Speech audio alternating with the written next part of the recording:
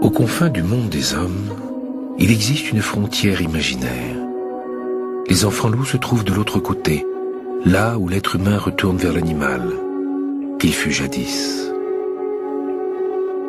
Les enfants sauvages appartiennent tant à la littérature qu'à notre histoire. Aujourd'hui, comment pourrait-il encore exister, alors que les espaces vierges ont disparu? Pourtant, il ne se passe pas une année sans qu'un Mowgli ne soit découvert quelque part sur la terre.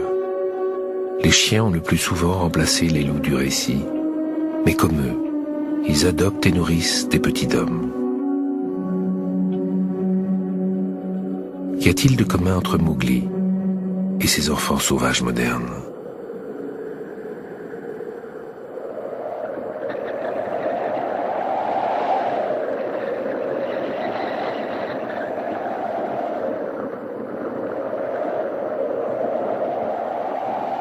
En février 2002, à l'orée d'une forêt roumaine, un berger découvre un enfant caché dans un carton, en train de manger la tête d'une charogne.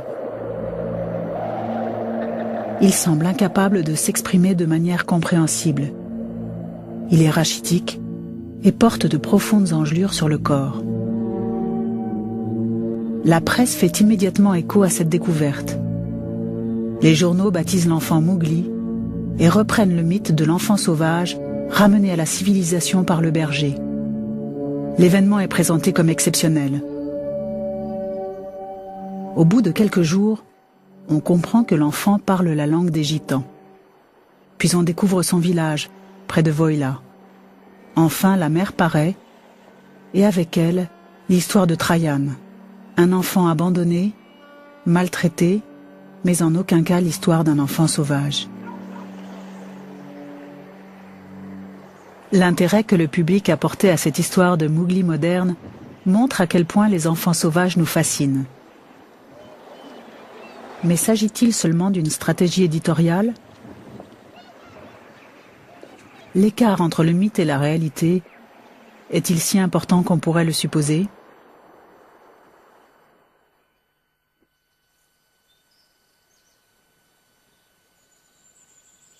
En janvier 1800, Victor est découvert dans une forêt de l'Aveyron. C'est un enfant sauvage d'une dizaine d'années qui semble totalement muet. Le docteur Itard, de l'Institut des sourds et muets de Paris, voit en lui une occasion unique d'étudier un être humain vierge de toute civilisation. Durant 10 années, il se consacre à son éducation. Dans ses carnets, Itard évoque leur première rencontre. Il mord tous ceux qui l'approchent, court à 4 pattes, fait ses besoins là où il se trouve. Sauvage ou retardé mental, la question divise les scientifiques. En éduquant Victor, le docteur Itard entend démontrer la prédominance de l'acquis sur l'inné. En 5 ans, l'enfant sauvage perd son allure animale. Il apprend à lire et à écrire quelques mots, mais il ne parlera jamais réellement.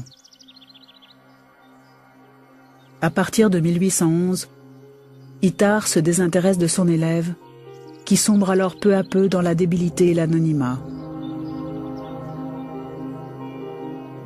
Victor s'éteint à Paris, oublié de tous, à l'âge d'environ 40 ans.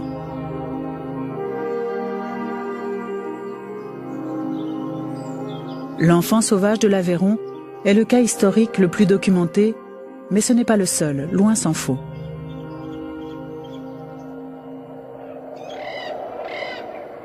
Depuis l'Antiquité, à mi-chemin entre l'homme et l'animal, les enfants sauvages n'ont cessé de jalonner notre histoire.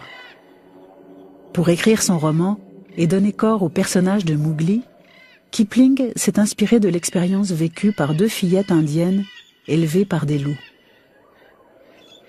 Si l'auteur a largement remodelé l'histoire, c'est bien l'enfant sauvage qui nous fascine. Un peu comme s'il détenait un secret que nous aurions égaré il y a bien longtemps sur le chemin de l'évolution. Ce qu'on cherche à savoir, c'est ce qu'est l'homme dans sa part la plus secrète, celle qu'il développerait indépendamment des autres hommes, pour peu que ce soit pensable. On ne sait pas, en fait, si l'homme seul est encore vraiment humain. On ne sait pas s'il est strictement animal. On ne sait pas comment il est. Alors que la légende flirte avec le réel, mêlant volontiers la fiction à la réalité, comment savoir où finit le mythe et où commence l'erreur? Le mythe est aussi un mode de connaissance. Je ne veux pas écarter systématiquement l'erreur. Je me méfierais peut-être d'une narration trop romanesque, qui en ajoute. Là, il y aurait visiblement erreur. Mais je pense qu'il faut vraiment être très vigilant entre ce qu'on garde comme juste et ce qu'on jette.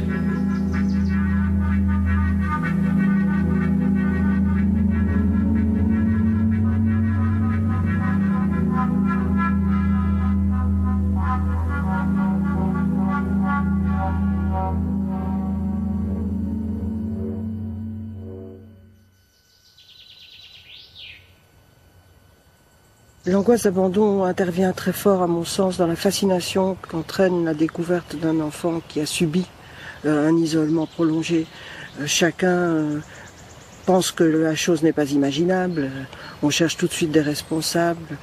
Je pense qu'il y a beaucoup de projections dans l'attitude des gens à cette occasion-là. Mais il y a aussi, me semble-t-il, une part de relation au primitif, avec des positions très nettes de la part de ceux qui parlent des enfants sauvages. Ils imaginent l'origine du monde, l'origine de l'humanité comme à améliorer radicalement, ou à l'inverse, à la manière rousseauiste, ils pensent que l'origine était le meilleur des mondes. Et donc l'attitude vis-à-vis de la solitude et de l'isolement, elle est tributaire de ces deux modes de pensée.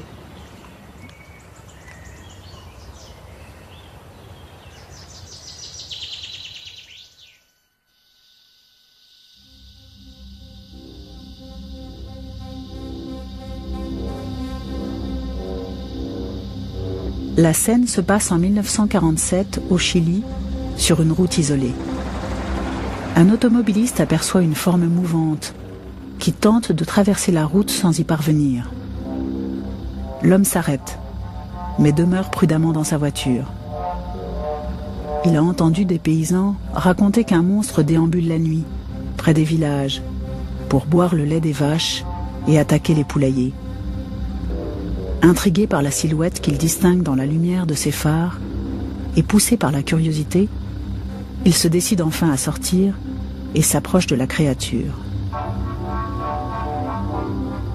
Il découvre un garçon d'une dizaine d'années, tétanisé par une crise d'épilepsie. L'enfant ne parle pas, ne se déplace qu'à quatre pattes et présente une étrange mais solide constitution physique qui lui vaudra d'être baptisé Tarzan par la presse.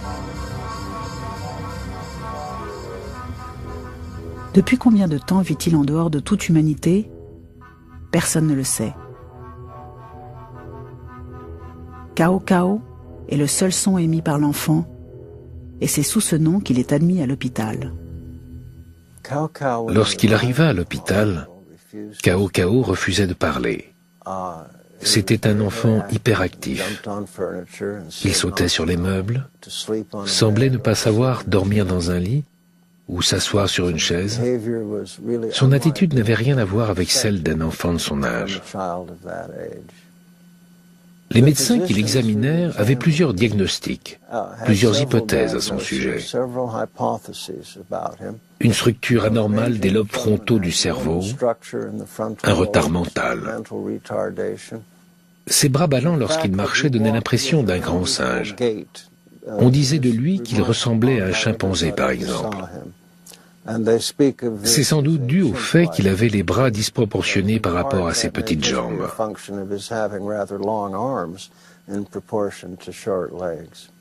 Son visage était plus neutre, moins expressif que ce qu'on pouvait en attendre. Il semblait incapable de communiquer le moindre état. Sa physionomie pourtant ne révèle rien de particulier. Pas de cicatrices, Pas de marques sur le corps.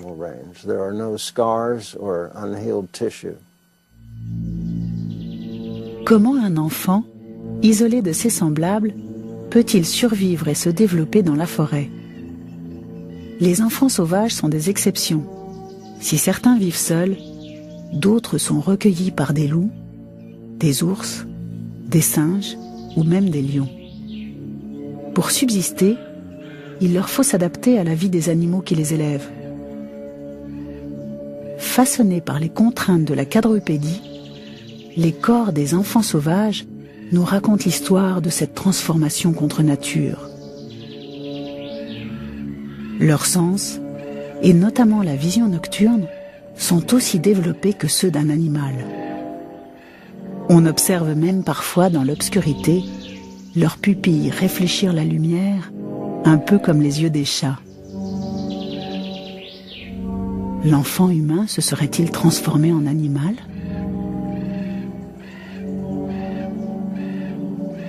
La question de la quadrupédie est extrêmement complexe.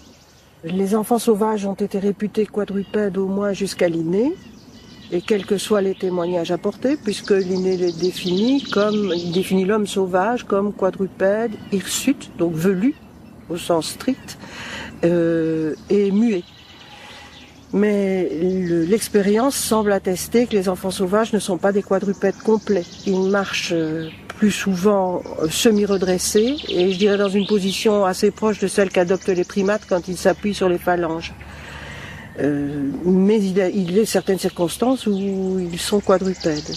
Alors, dire que les enfants sauvages élevés par des animaux sont plus spontanément quadrupèdes et ceux qui ont grandi seuls plutôt redressés, je ne m'avancerai pas jusque-là. Les détails que l'on possède ne permettent pas de le dire vraiment. En fait, la quadrupédie entre aussi dans un débat scientifique de l'époque à propos de la bipédie de l'homme, et on sait à quel point cette bipédie est elle-même mythifiée quand on pense à la manière dont nous représentons notre propre préhistoire.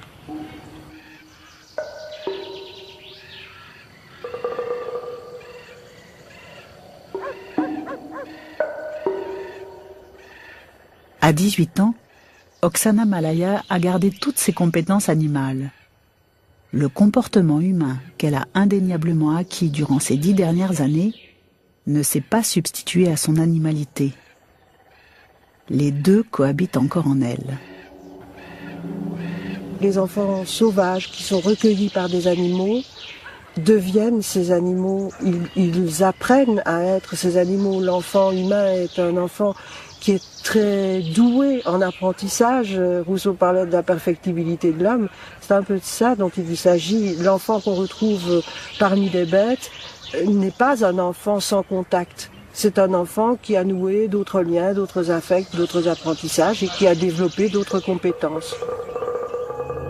Oksana a 3 ans lorsque ses parents, totalement ivres, l'oublient dans les rues d'une ville d'Ukraine.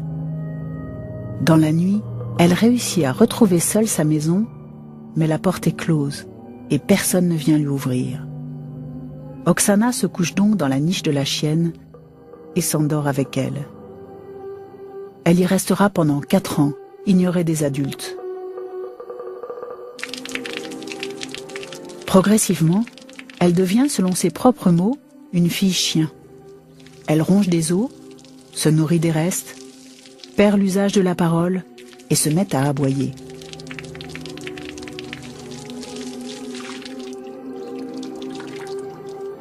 En 1991, les autorités réagissent enfin et placent la fillette dans un internat.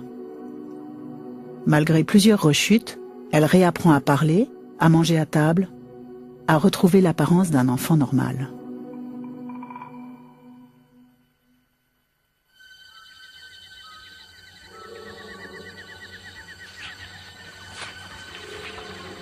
Mais la rencontre avec l'homme est souvent brutale et parfois même tragique. En 1920, les habitants de Godamouri, un village indien, racontent avoir vu une créature fantastique rôder dans la forêt avec les loups. Ils l'appellent Manouche Baga, ce qui signifie esprit humain, et ils en ont très peur. La rumeur court aux confins de l'Empire des Indes et parvient jusqu'au révérend Singh. Convaincu que toute créature est l'œuvre de Dieu, le missionnaire engage quelques chasseurs et se met à l'affût, bien décidé à battre en brèche toutes ses croyances païennes. Je pense que quand les enfants sauvages sont mis en présence d'êtres humains, ils en ont peur parce qu'ils sont en attitude d'animal chassé, tout simplement. Même s'ils n'ont pas été élevés par des animaux, ils sont sans cesse aux aguets d'une menace qui pourrait leur faire craindre pour leur vie, tout simplement. Et je pense que leur apparence leur est très étrangère. L'enfant sauvage n'est pas un enfant qui a l'occasion de confronter son image à un miroir, tout au plus à un plan d'eau. Et je crois que s'il est avec des animaux, il va plutôt chercher ce qui en lui ressemble à l'animal que chercher ce qui en diffère, pour peu qu'on puisse le supposer. Je crois que la part de conscience n'est pas liée à l'apparence qu'on donne aux autres, et que s'ils rencontrent un être humain, ils ne se disent pas « mon Dieu, un semblable ». Sûrement pas. Mais plutôt, qu'est-ce que c'est ?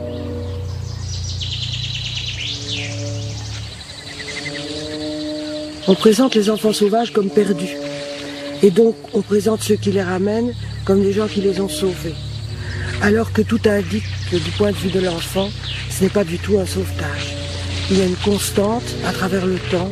Ces enfants manifestent tous, puisqu'ils ne peuvent pas le dire, un désir profond de retrouver l'environnement dans lequel ils ont grandi.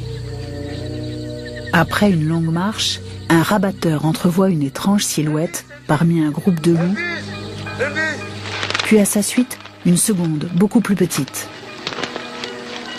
Alors qu'elle fuit à quatre pattes derrière la meute, des chasseurs tentent de les séparer de la horde. Dans la confusion qui s'ensuit, presque tous les loups s'échappent, à l'exception d'une femelle qui protège sa tanière. Lorsqu'enfin la louve est abattue, le révérend découvre au fond de la cavité si chèrement défendue 2 fillettes hirsutes, grognant et mordant comme des fauves. L'homme de Dieu lave, tond, puis baptise les 2 enfants. Amala, la plus jeune, a 18 mois environ, et Kamala, l'aînée, à peu près 8 ans. Les 2 petites filles se blottissent en permanence l'une contre l'autre et se réfugient ensemble dans un sommeil protecteur. Le révérend les emmène à l'orphelinat de Midnapur 1 semaine après leur capture. Sa femme soigne leurs plaies et parvient à leur faire boire un peu de lait. Malgré les soins qu'on leur prodigue, Amala et Kamala refusent la présence des autres enfants, auxquels elles préfèrent la compagnie des chiens. Du point de vue de la culture, du point de vue des hommes, perdre un enfant, ça reste perdre une part essentielle du groupe, ça reste perdre le futur du groupe. Et donc il faut à tout prix le rapatrier et le rendre semblable aux autres. Donc lui incorporer les normes. Et c'est les raisons pour lesquelles on les voit aussi très tôt affublés d'attelles pour les contraindre à se tenir droit, obligés de manger ce qu'on leur donne et certains en meurent. C'est une situation tout à fait bouleversante. À plusieurs reprises, le révérend tente de communiquer avec Kamala. Mais évidemment, elle ne parle pas. Comment pourrait-il en être autrement? Il espère peut-être réveiller en elle le souvenir d'un langage antérieur à sa vie sauvage. Il pense peut-être que la parole lui viendra spontanément. Au XIIIe siècle, Frédéric de von Hohenstaufen se demandait quelle langue un enfant parlerait en dehors de tout apprentissage. Il isola un groupe de nouveau-nés et imposa aux nourrices le port d'un bâillon afin que les enfants n'entendent aucun mot d'aucune langue. Cette expérience cruelle laissa l'empereur perplexe. Non seulement les enfants ne prononcèrent pas la moindre parole, mais tous dépérirent jusqu'à mourir l'un après l'autre. L'histoire des enfants qui auraient été isolés à la suite d'une décision d'un souverain me semble insister sur le lien privilégié des souverains avec le monde de la nature et aussi avec le fait qu'ils sont au-dessus des lois. Ils peuvent se permettre l'expérience interdite.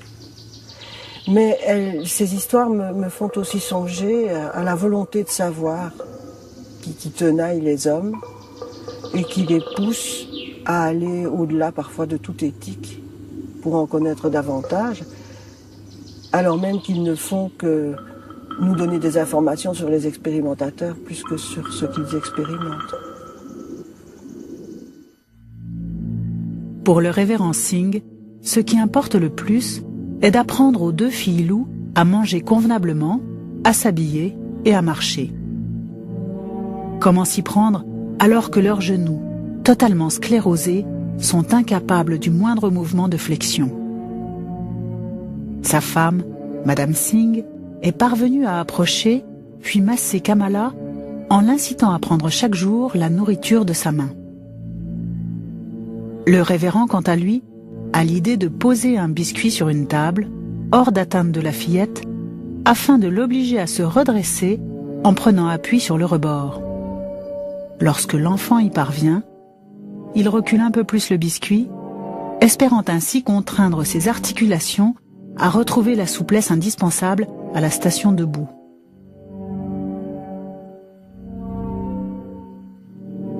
Mais la plus grande difficulté qu'affronte le couple est de capter l'attention des enfants loups. La plupart du temps, elles se tiennent à l'écart. Leur visage ne traduit aucun sentiment et leur regard se perd durant des heures dans la contemplation hypnotique d'un mur.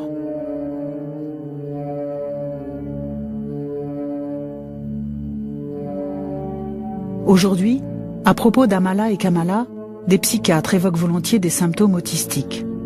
Est-ce l'isolement qu'elles ont subi qui a engendré cet étrange comportement? Dans les années 70, Bruno Bettelheim affirmait que les enfants sauvages n'existaient pas, qu'ils étaient simplement des autistes profonds abandonnés par leurs parents.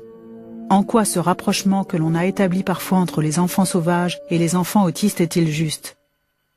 Laurent Danon-Boileau cherche à développer les capacités de communication d'enfants présentant des traits autistiques. Ce qu'il y a de certain, c'est que dans un cas et dans l'autre, il y a une absence de socialité. Les enfants sauvages, parce qu'ils n'ont pas rentré en contact avec des êtres humains par définition, et les enfants autistes, parce que beaucoup de choses les portent à se retirer de l'interaction. Et il est vrai qu'au moins pour ce qui concerne les enfants autistes, il y a tout un temps du travail avec eux qui est effectivement une sorte de travail d'acclimatation, un travail dans lequel on va tenter d'établir avec eux un lien, ou plus exactement de les laisser s'approcher de vous et éventuellement d'organiser des choses extrêmement ténues dans la relation.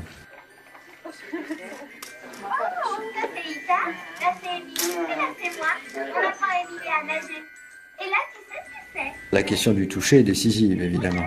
Je veux dire, les enfants sont touchés. Il y a même des méthodes qui viennent des Indes dans lesquelles il y a tout un toucher de l'enfant immédiatement à la naissance.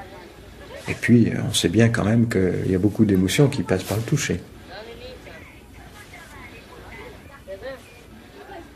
Le toucher, à la fois, c'est important pour les échanges affectifs, mais c'est également très important pour avoir le sentiment d'unité, un sentiment de, si vous voulez, d'être un lieu qui peut accueillir des choses et construire des affects, des représentations, des actions.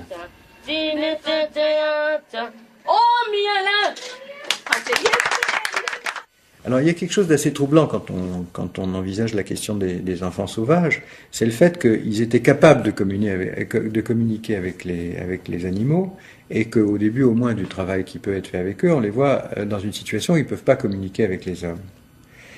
A priori, c'est incompréhensible. On aurait plutôt envie de dire que ce serait normal qu'ils puissent communiquer avec des gens qui leur ressemblent qu'avec des animaux qui ne leur ressemblent pas.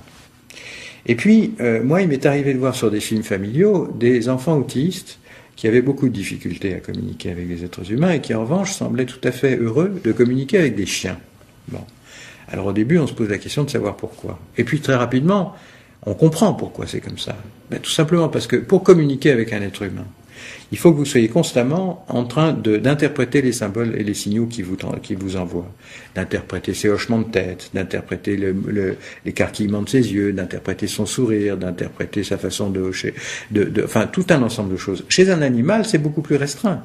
Donc, si vous avez du mal à organiser une réponse en fonction des signaux qu'on vous envoie, on comprend que moins on vous en envoie et plus c'est facile de l'organiser, et on comprend donc que ce soit plus aisé, paradoxalement, de communiquer avec un chien que de communiquer avec un être humain.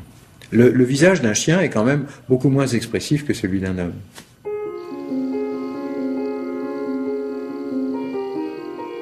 Avilie par ses parents, avec la complicité tacite de tout un village qui a vu mais n'a rien fait, Oksana a toutes les raisons de douter de l'être humain. Le temps, le jeu, puis la parole ont rétabli peu à peu la confiance. Mais sa part humaine reste fragile.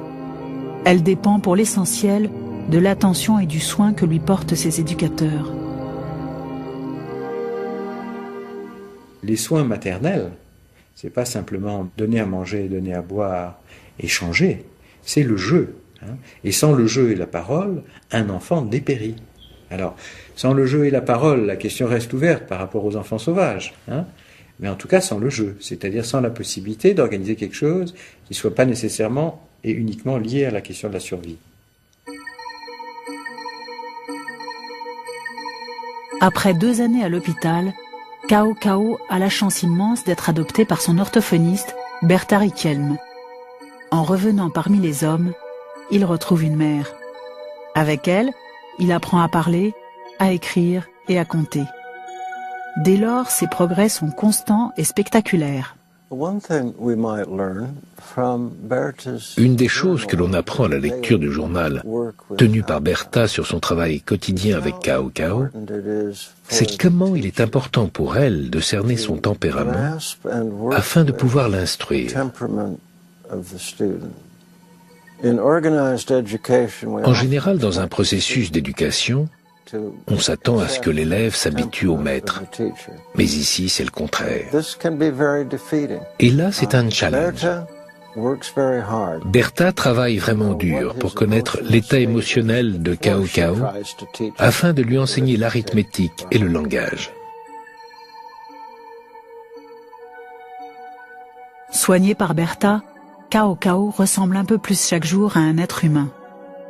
De son enfance sauvage, il ne lui reste que la nostalgie de la nature et l'image furtive d'un puma le portant dans sa tanière par la peau du cou. Il n'a aucun autre souvenir de sa vie dans la jungle. L'amnésie est si complète qu'il commence le décompte des années de sa vie à partir de sa rencontre avec Bertha. Parlait-il avant son abandon ? Quelles traces lui reste-t-il de son passé ? Toutes ces questions demeurent sans réponse.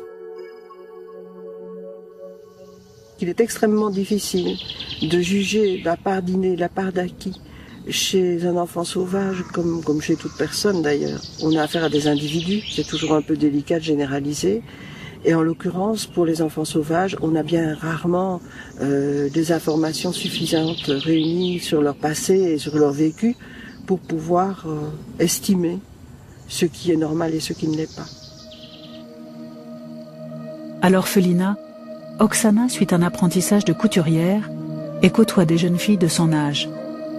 Pourtant, selon les psychiatres, à 18 ans, elle a le raisonnement d'un enfant de 10 ans. A-t-elle été abandonnée parce qu'elle n'était pas comme les autres ? Ou est-ce sa vie à l'écart des hommes qui l'a rendue différente ? Lorsqu'elle a été recueillie, le comportement d'Oksana se limitait au code de communication corporelle des chiens.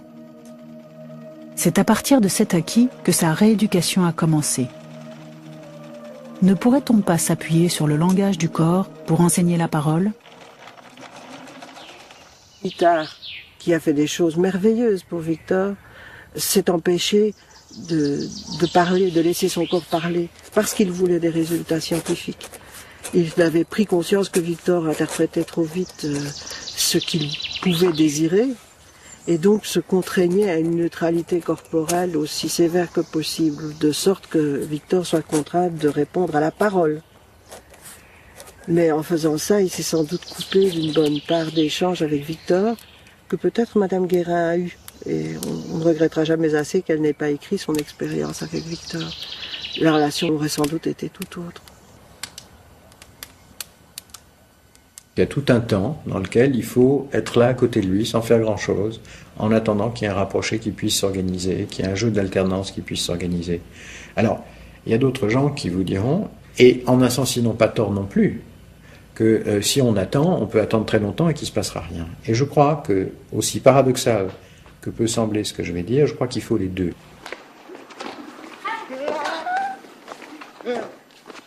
Je crois que la question fondamentale, c'est le calcul de la perturbation qui peut être profitable, ni trop peu.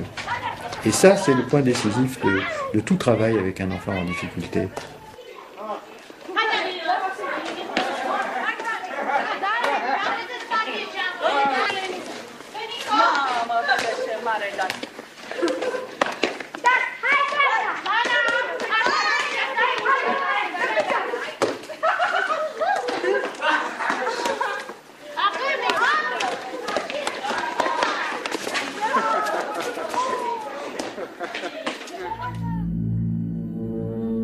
Cao Cao avait 10 ans et était totalement muet lorsqu'il a été retrouvé. Les résultats de son travail avec Bertha sont tout simplement extraordinaires.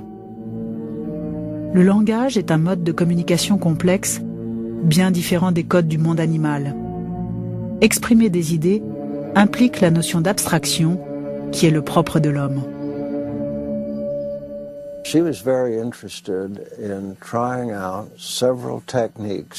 Bertha essaya différentes techniques qu'elle connaissait, susceptibles d'aider Cao Cao à parler. La technique dite du conditionnement, par laquelle la personne apprend à associer un mot et un concept à l'aide de récompenses. Un bonbon, par exemple. Mais il y a d'autres théories selon lesquelles le langage a une structure profonde. Et tous les êtres humains ont en eux cette structure.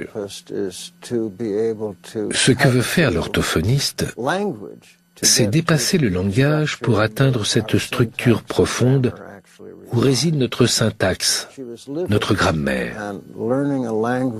Elle vivait avec lui, et apprendre à parler dans des situations de la vie courante, c'est très différent de devoir associer ou dissocier des mots. À la maison, Cao Cao progressait bien. Ce qui est intéressant, c'est qu'il ne fut jamais capable de dépasser le temps présent. Le futur et le passé ne faisaient pas partie de sa compréhension linguistique. Aujourd'hui, Cao Cao a 70 ans. Il est marié et semble couler des jours paisibles à Orcón, au sud du Chili. Il dit ne pas craindre la mort, mais ce qu'il y a après la mort. À n'en pas douter, Cao Cao est retourné dans le monde des hommes, même si son élocution reste très particulière.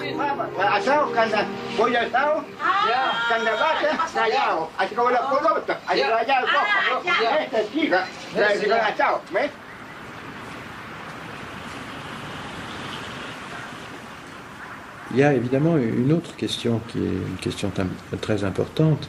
C'est la question de savoir jusqu'où on peut apprendre à parler, jusqu'à quel âge est-ce qu'on peut apprendre à parler, et jusqu'à quel âge est-ce qu'on peut apprendre à communiquer. Alors, il est vrai qu'il existe des âges à partir desquels ça devient plus difficile. Mais le fait que ça devienne plus difficile ne veut pas dire que ce soit impossible. Il est vrai que c'est plus facile pour un enfant d'apprendre à parler avant 7 ans qu'après. Mais moi, j'ai connu des enfants qui parlaient très peu à 6-7 ans, et qui, progressivement, ont appris à parler. Alors, quant à dire que lorsqu'ils ont su parler, ils parlaient comme les autres enfants, non. Il reste des différences, mais ils sont capables à ce moment-là de communication et de langage oral. Alors que Cao Cao s'exprime presque normalement, Kamala ne parvint qu'à nommer des objets familiers tout en les pointant du doigt. Victor, lui, ne parla jamais. Tous les enfants sauvages ne sont pas égaux devant l'apprentissage. L'âge ou l'environnement affectif sont-ils seuls en cause? plusieurs années sans langage peuvent-elles provoquer des déficits cérébraux? Nous ne savons rien de la structure mentale de Victor ou de Kamala. Mais peut-être pouvons-nous chercher des réponses en observant comment fonctionne le cerveau d'un enfant normal lorsqu'il apprend à parler. Le cerveau est un fantastique organe d'apprentissage. Je pense que s'il est normal, il va apprendre. On a vu des gens avec des bras coupés, des jambes coupées qui apprennent à dessiner avec la bouche. On a vu des gens faire des choses extraordinaires. Donc ça, c'est pas le problème. La question est souvent la motivation. Est-ce que un enfant qui a été abandonné trouvera la motivation en lui pour se retourner vers les autres et apprendre ce nouvel environnement? Et je crois que ça, c'est peut-être la question chez les enfants sauvages, c'est-à-dire est-ce qu'ils ont envie de s'insérer dans cette communauté? Si leur cerveau est normal, il n'y a pas de raison qu'ils n'apprennent pas.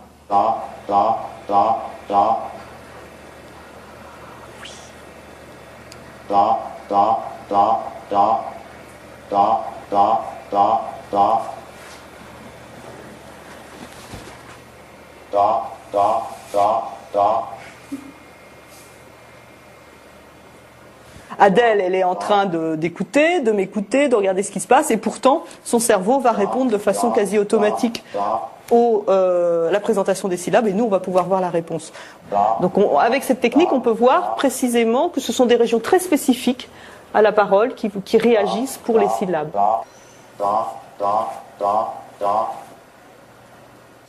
Dada. Oui.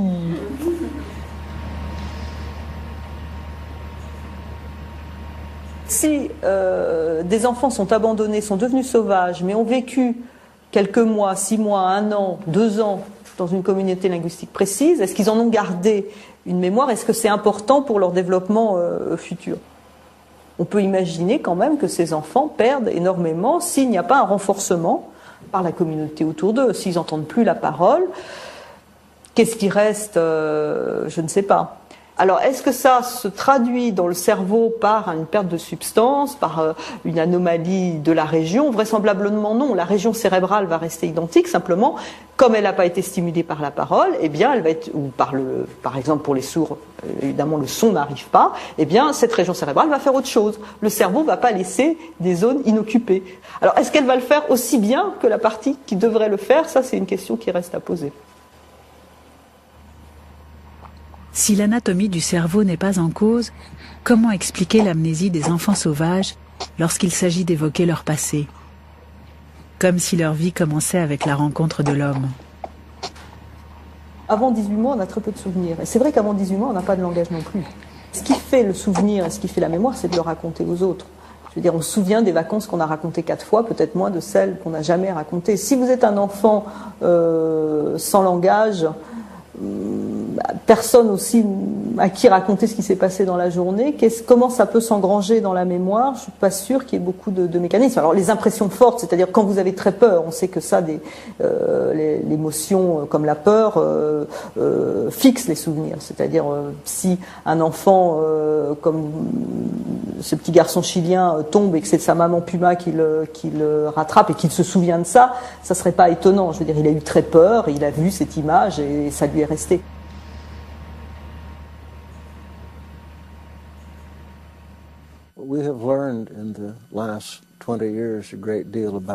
On a beaucoup appris ces 20 dernières années sur la mémoire, spécialement celle des enfants.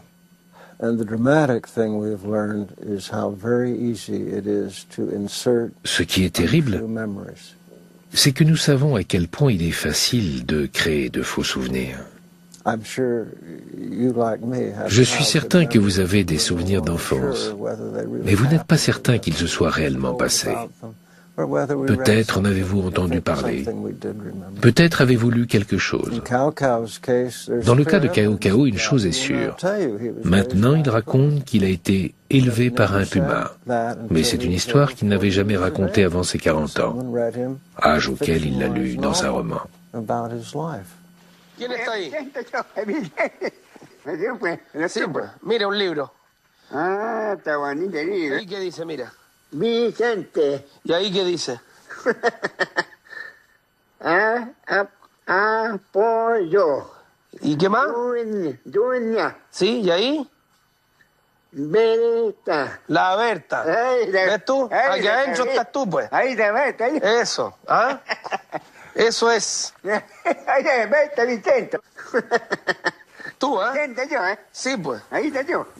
The story, of course, is always that L'histoire, bien sûr, c'est toujours my parents were unkind. mes parents étaient Something méchants, happened that frightened me. quelque chose d'effrayant I s'est lived passé, in the forest or the j'ai vécu dans la forêt ou dans la jungle, discovered at age 5, on m'a 6, découvert à 7, l'âge de 5, 6, 7, 8 taken ans, into a good pris en home charge dans un or, foyer in the case of Victor, a ou scientist, recueilli par un scientifique dans le cas de Victor, where I was encouraged and tested. où on m'a encouragé et fait passer des tests. Very few of these Mais ce qui se passe ensuite, c'est que très peu d'entre eux ont survécu à cette histoire. So the narrative is often Donc, en like. un sens, oui, les histoires racontées sont souvent semblables. Mais on peut se demander pour quelle raison on sait tout cela. Si c'est parce que quelque chose a été rajouté à cette histoire, cela signifie quelque chose. On re-raconte l'histoire. On a rajouté des morceaux d'histoire, des choses incorrectes.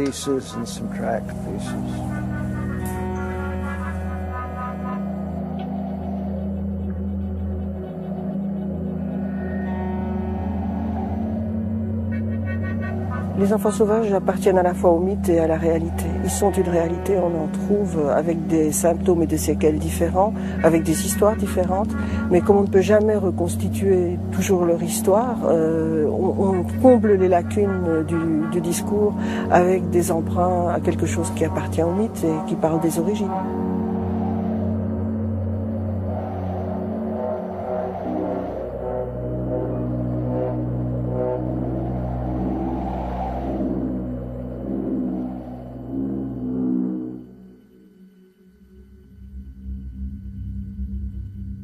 Les fillettes indiennes furent finalement séparées par la mort. Amala, la plus jeune, décéda 1 an après leur capture. Définitivement seule, Kamala se réfugia un peu plus encore dans l'isolement. Pourtant, c'est à partir de cette date qu'elle cessa de n'être qu'un animal.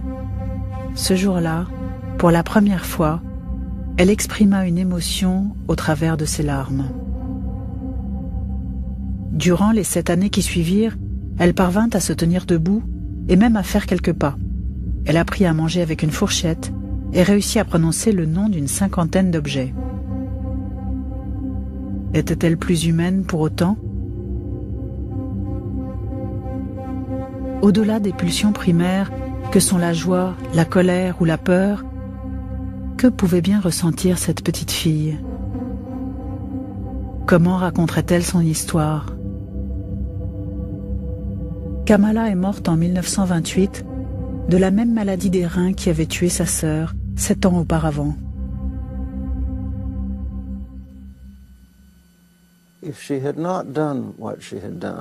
S'il n'y avait pas eu Bertha, Cao Cao aurait sûrement passé sa vie dans une institution en tant qu'enfant retardé. Je pense qu'il n'aurait pas appris à parler. Il aurait été très peu socialisé. Il a reçu une éducation plutôt correcte et a mené une vie assez agréable, avec de l'amour, des émotions et de la compréhension. C'est donc une belle histoire. C'est l'histoire d'un garçon qui a grandi sans contact humain. Mais c'est aussi une histoire d'amour, de famille, d'amitié, de communauté, qui font toute la différence dans une vie.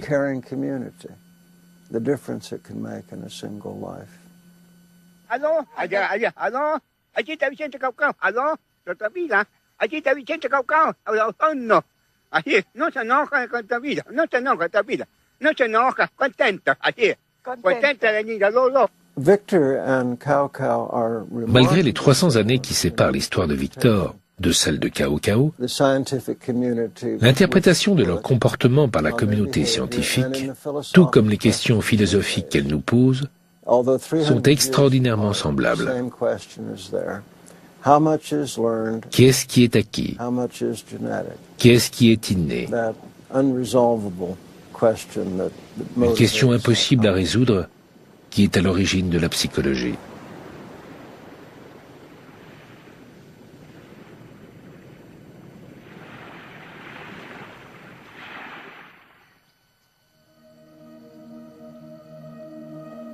Selon certains psychiatres, Oksana devrait être internée dans un hôpital. D'autres la pensent capable d'une vie autonome. À sa majorité, elle devra quitter définitivement l'orphelinat. Saura-t-elle alors se construire une vie de femme parmi les humains ?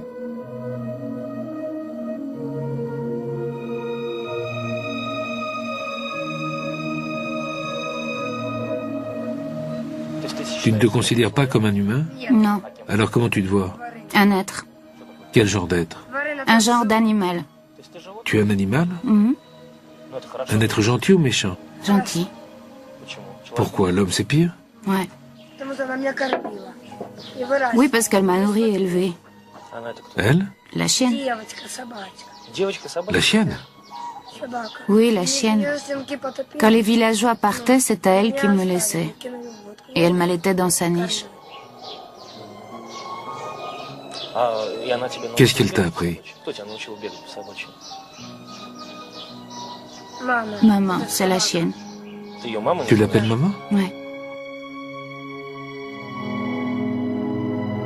Oksana n'a pas vécu totalement isolée des hommes, bien qu'elle n'ait pas été élevée par eux. La considérer comme une handicapée serait nier la part animale qui vit en elle. Oksana ne serait donc pas une enfant sauvage? C'est une mauvaise question de se demander si les enfants sauvages existent ou n'existent pas. On a effectivement des témoignages.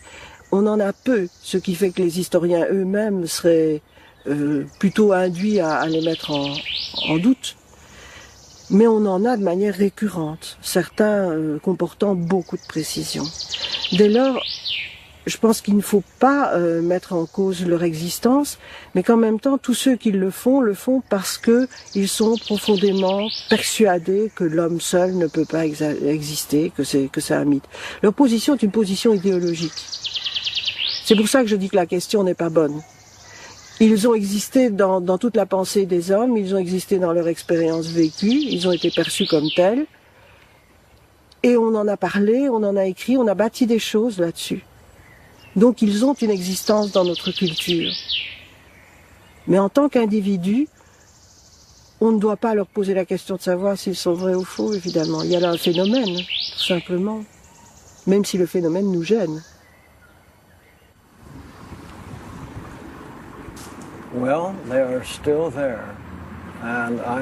En tout cas, ils sont toujours là. Et je reçois 2 ou 3 lettres par mois avec des témoignages de gens qui croient avoir vu un enfant sauvage. Si vous multipliez ça par le nombre de gens qui étudient les enfants sauvages, ça fait un chiffre assez grand. Et les histoires sont toujours les mêmes structurellement.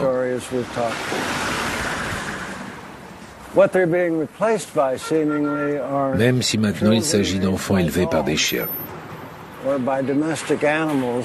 ou des animaux domestiques qu'on trouve dans les villes, ou bien d'enfants élevés dans un isolement total, nés dans un grenier ou enfermés dans une cave.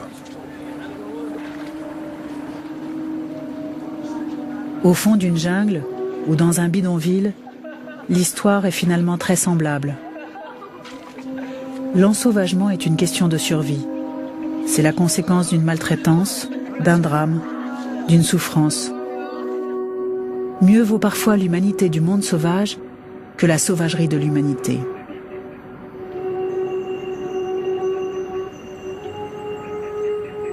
Les enfants sauvages nous fascinent toujours. Ils sont un lien ténu entre nous et nos racines animales. Serait-ce parce qu'ils nous révèlent ce qui fait de nous des hommes ?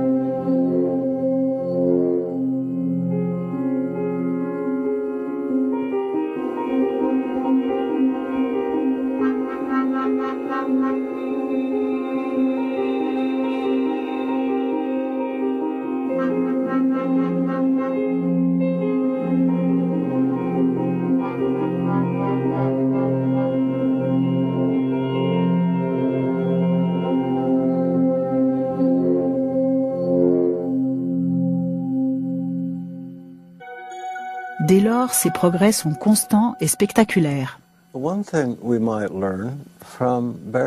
Une des choses que l'on apprend à la lecture du journal tenu par Bertha sur son travail quotidien avec Cao Cao, c'est comment il est important pour elle de cerner son tempérament afin de pouvoir l'instruire. En général, dans un processus d'éducation, on s'attend à ce que l'élève s'habitue au maître. Mais ici, c'est le contraire. Et là, c'est un challenge. Bertha travaille vraiment dur pour connaître l'état émotionnel de Cao Cao afin de lui enseigner l'arithmétique et le langage. Soigné par Bertha, Cao Cao ressemble un peu plus chaque jour à un être humain. De son enfance sauvage, il ne lui reste que la nostalgie de la nature et l'image furtive d'un puma le portant dans sa tanière par la peau du cou. Il n'a aucun autre souvenir de sa vie dans la jungle.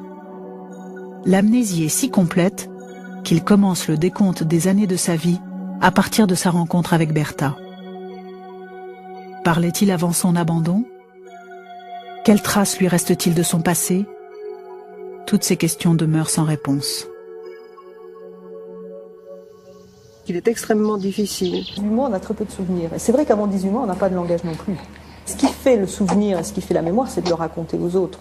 Je veux dire, on se souvient des vacances qu'on a racontées 4 fois, peut-être moins de celles qu'on n'a jamais racontées. Si vous êtes un enfant sans langage, personne aussi à qui raconter ce qui s'est passé dans la journée, comment ça peut s'engranger dans la mémoire, je suis pas sûre qu'il y ait beaucoup de mécanismes. Alors les impressions fortes, c'est-à-dire quand vous avez très peur, on sait que ça, l'émotion comme la peur fixe les souvenirs. C'est-à-dire si un enfant comme ce petit garçon chilien tombe et que c'est sa maman puma qui le rattrape et qu'il se souvient de ça, ça serait pas étonnant. Je veux dire, il a eu très peur, il a vu cette image et ça lui est resté.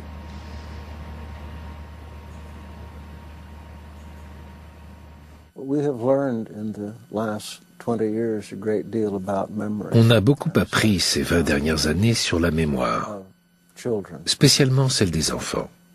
Ce qui est terrible, c'est que nous savons à quel point il est facile de créer de faux souvenirs. Je suis certain que vous avez des souvenirs d'enfance, mais vous n'êtes pas certain qu'ils se soient réellement passés. Peut-être en avez-vous entendu parler. Peut-être avez-vous lu quelque chose. Dans le cas de Cao Cao, une chose est de communiquer avec les animaux, et qu'au début, au moins, du travail qui peut être fait avec eux, on les voit dans une situation où ils ne peuvent pas communiquer avec les hommes. A priori, c'est incompréhensible. On aurait plutôt envie de dire que ce serait normal qu'ils puissent communiquer avec des gens qui leur ressemblent qu'avec des animaux qui ne leur ressemblent pas. Et puis, moi, il m'est arrivé de voir sur des films familiaux des enfants autistes qui avaient beaucoup de difficultés à communiquer avec des êtres humains et qui, en revanche, semblaient tout à fait heureux de communiquer avec des chiens. Bon. Alors, au début, on se pose la question de savoir pourquoi. Et puis, très rapidement, on comprend pourquoi c'est comme ça. Ben, tout simplement parce que pour communiquer avec un être humain, il faut que vous soyez constamment en train d'interpréter les symboles et les signaux qui vous envoient, d'interpréter ses hochements de tête, d'interpréter l'écarquillement de ses yeux, d'interpréter son sourire, d'interpréter sa façon de hocher, enfin tout un ensemble de choses. Chez un animal, c'est beaucoup plus restreint. Donc si vous avez du mal à organiser une réponse en fonction des signaux qu'on vous envoie, on comprend que moins on vous en envoie et plus c'est facile de l'organiser. On comprend donc que ce soit plus aisé, paradoxalement, de communiquer avec un chien que de communiquer avec un être humain. Le visage d'un chien est quand même beaucoup moins expressif que celui d'un homme.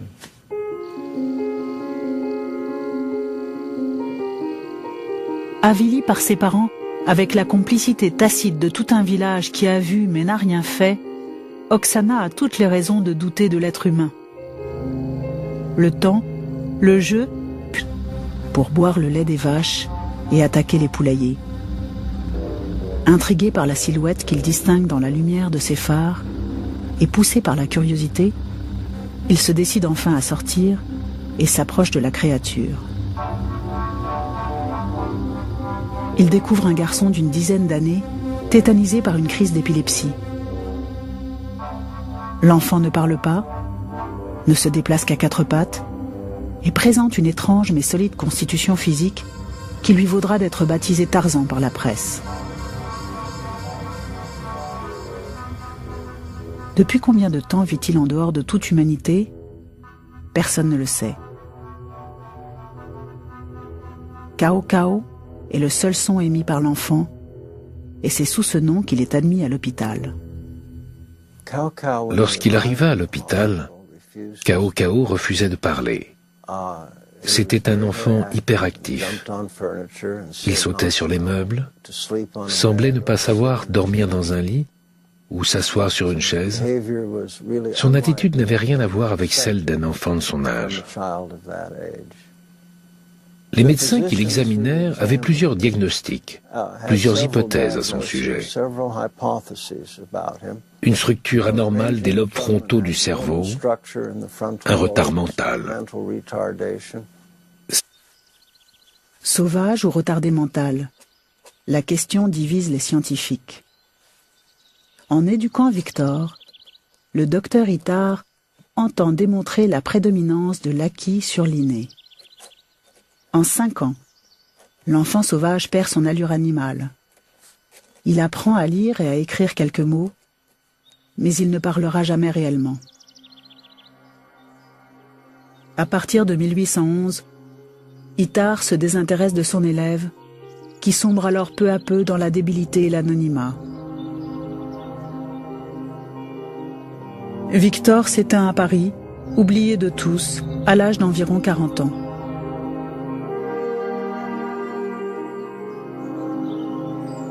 L'enfant sauvage de l'Aveyron est le cas historique le plus documenté, mais ce n'est pas le seul, loin s'en faut.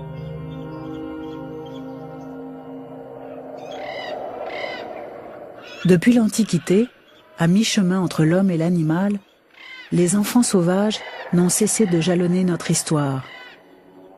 Pour écrire son roman et donner corps au personnage de Mowgli, Kipling s'est inspiré de l'expérience vécue par 2 fillettes indiennes élevées par des loups. Si l'auteur a largement remodelé l'histoire, c'est bien l'enfant sauvage qui nous fascine. Un peu comme s'il détenait un secret, en être autrement. Il espère peut-être réveiller en elle le souvenir d'un langage antérieur à sa vie sauvage. Il pense peut-être que la parole lui viendra spontanément. Au XIIIe siècle, Frédéric de von Hohenstaufen se demandait quelle langue un enfant parlerait en dehors de tout apprentissage. Il isola un groupe de nouveau-nés et imposa aux nourrices le port d'un bâillon afin que les enfants n'entendent aucun mot d'aucune langue. Cette expérience cruelle laissa l'empereur perplexe. Non seulement les enfants ne prononcèrent pas la moindre parole, mais tous dépérirent jusqu'à mourir l'un après l'autre. L'histoire des enfants qui auraient été isolés à la suite d'une décision d'un souverain me semble insister sur le lien privilégié des souverains avec le monde de la nature et aussi avec le fait qu'ils sont au-dessus des lois. Ils peuvent se permettre l'expérience interdite. Mais ces histoires me font aussi songer à la volonté de savoir qui tenaille les hommes et qui les pousse à aller au-delà parfois de toute éthique pour en connaître davantage. L'angoisse d'abandon intervient très fort, à mon sens, dans la fascination qu'entraîne la découverte d'un enfant qui a subi un isolement prolongé. Chacun pense que la chose n'est pas imaginable, on cherche tout de suite des responsables. Je pense qu'il y a beaucoup de projections dans l'attitude des gens à cette occasion-là. Mais il y a aussi, me semble-t-il, une part de relation au primitif, avec des positions très nettes de la part de ceux qui parlent des enfants sauvages.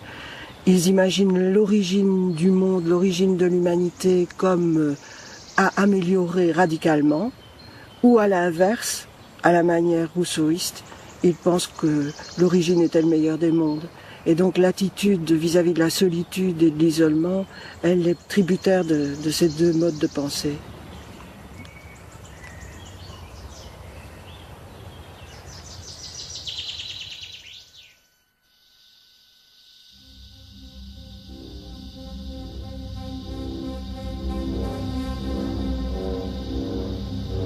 La scène se passe en 1947 au Chili, sur une route isolée.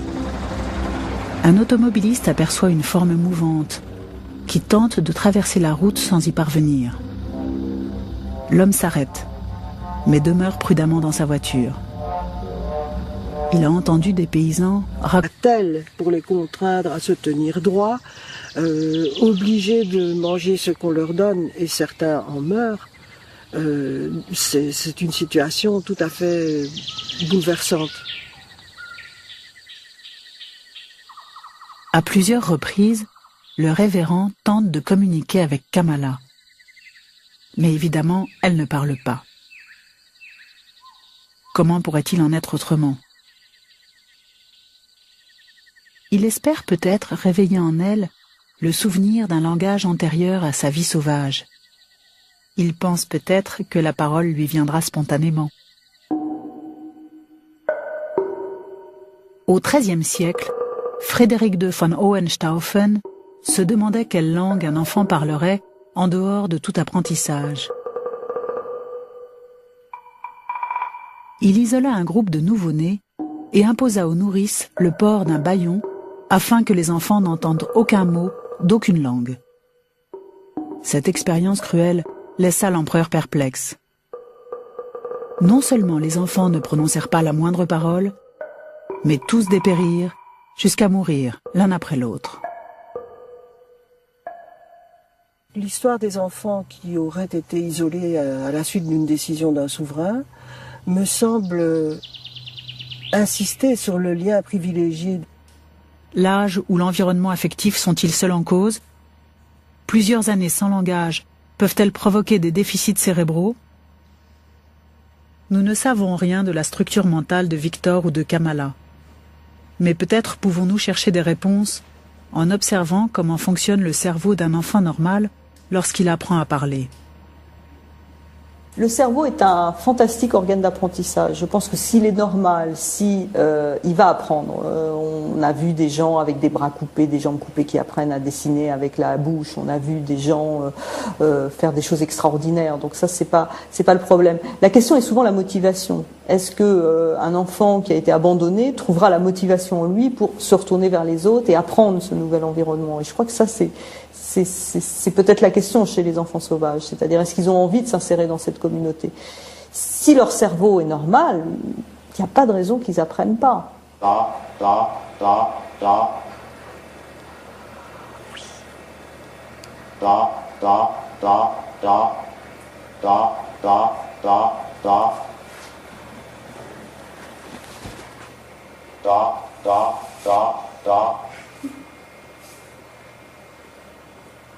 Adèle, elle est en train d'écouter, de m'écouter, de regarder ce qui se passe, et pourtant, son cerveau va répondre de façon quasi automatique à la présentation des syllabes, et nous, on va pouvoir voir la... Sauvage, c'est le fait qu'ils étaient capables de communiquer avec les animaux, et qu'au début, au moins, du travail qui peut être fait avec eux, on les voit dans une situation où ils ne peuvent pas communiquer avec les hommes. A priori, c'est incompréhensible. On aurait plutôt envie de dire que ce serait normal qu'ils puissent communiquer avec des gens qui leur ressemblent qu'avec des animaux qui leur ressemblent pas. Et puis, moi, il m'est arrivé de voir sur des films familiaux des enfants autistes qui avaient beaucoup de difficultés à communiquer avec des êtres humains et qui, en revanche, semblaient tout à fait heureux de communiquer avec des chiens. Bon. Alors, au début, on se pose la question de savoir pourquoi. Et puis, très rapidement, on comprend pourquoi c'est comme ça. Ben, tout simplement parce que pour communiquer avec un être humain, il faut que vous soyez constamment en train d'interpréter les symboles et les signaux qui vous envoient. D'interpréter ses hochements de tête, d'interpréter l'écarquillement de ses yeux, d'interpréter son sourire, d'interpréter sa façon de hocher, enfin, tout un ensemble de choses. Chez un animal, c'est beaucoup plus restreint. Donc, si vous avez du mal à organiser une réponse en fonction des signaux qu'on vous envoie, on comprend que moins on vous en envoie et plus c'est facile de l'organiser. On comprend donc que ce soit plus aisé, paradoxalement, de communiquer avec un chien que de communiquer avec un être humain. Le visage d'un chien est quand même beaucoup moins expressif que celui d'un homme.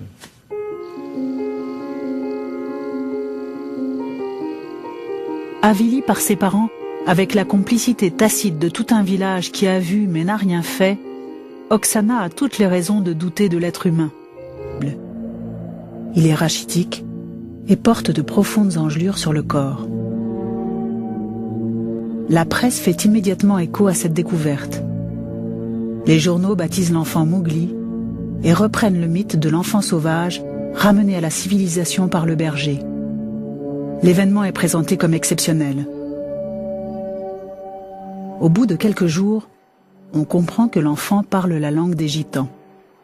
Puis on découvre son village, près de Voila. Enfin, la mère paraît, et avec elle, l'histoire de Trajan, un enfant abandonné, maltraité, mais en aucun cas l'histoire d'un enfant sauvage.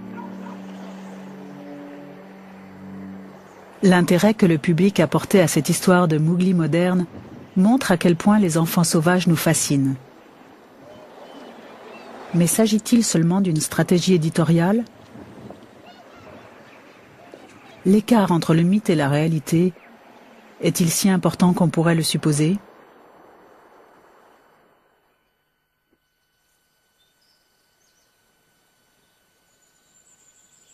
En janvier 1800, Victor est découvert dans une forêt de l'Aveyron. C'est un enfant sauvage d'une dizaine d'années qui semble totalement muet. Le docteur Itard, de l'Institut des sourds et muets de près de Voila. Enfin, la mère paraît, et avec elle, l'histoire de Trajan, un enfant abandonné, maltraité, mais en aucun cas l'histoire d'un enfant sauvage.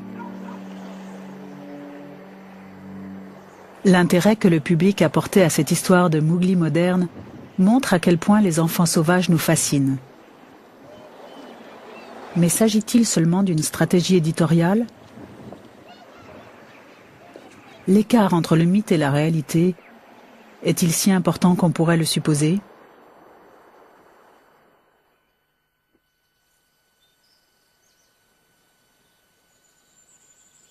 En janvier 1800, Victor est découvert dans une forêt de l'Aveyron.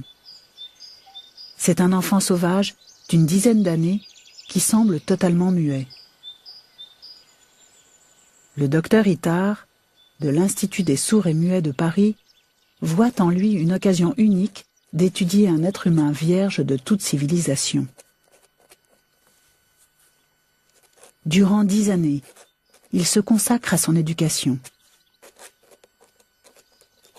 Dans ses carnets, Itard évoque leur première rencontre.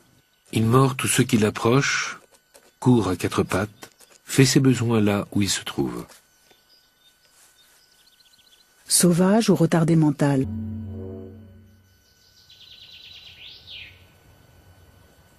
L'angoisse d'abandon intervient très fort, à mon sens, dans la fascination qu'entraîne la découverte d'un enfant qui a subi un isolement prolongé. Chacun pense que la chose n'est pas imaginable, on cherche tout de suite des responsables. Je pense qu'il y a beaucoup de projections dans l'attitude des gens à cette occasion-là. Mais il y a aussi, me semble-t-il, une part de relation au primitif, avec des positions très nettes de la part de ceux qui parlent des enfants sauvages. Ils imaginent l'origine du monde, l'origine de l'humanité comme à améliorer radicalement, ou à l'inverse, à la manière rousseauiste, ils pensent que l'origine était le meilleur des mondes. Et donc l'attitude vis-à-vis de la solitude et de l'isolement, elle est tributaire de ces deux modes de pensée.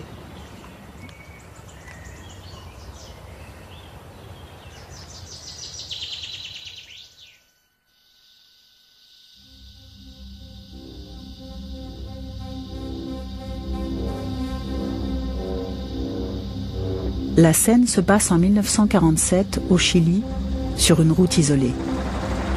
Un automobiliste aperçoit une forme mouvante qui tente de traverser la route sans y parvenir. L'homme s'arrête, mais peut-il survivre et se développer dans la forêt? Les enfants sauvages sont des exceptions. Si certains vivent seuls, d'autres sont recueillis par des loups, des ours, des singes ou même des lions.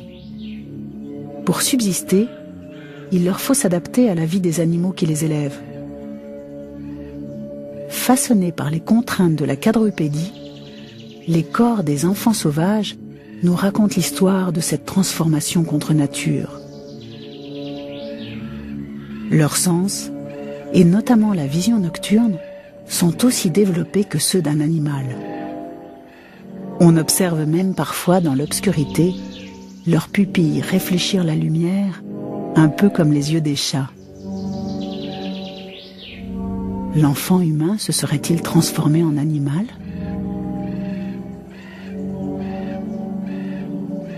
La question de la quadrupédie est extrêmement complexe. Les enfants sauvages ont été réputés quadrupèdes au moins jusqu'à Linné, et quels que soient les témoignages apportés, puisque Linné les définit comme, il définit l'homme sauvage comme quadrupède, hirsute, donc velu, au sens strict, et muet. Mais l'expérience semble attester que les enfants sauvages ne sont pas des quadrupèdes complets. Ils marchent plus souvent semi-redressés, et je dirais dans une position... Entre le mythe et la réalité, est-il si important qu'on pourrait le supposer ?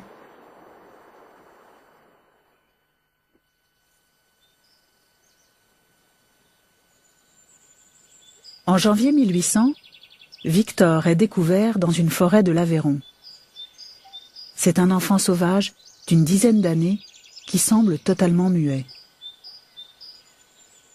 Le docteur Itard, de l'Institut des sourds et muets de Paris, voit en lui une occasion unique d'étudier un être humain vierge de toute civilisation. Durant 10 années, il se consacre à son éducation.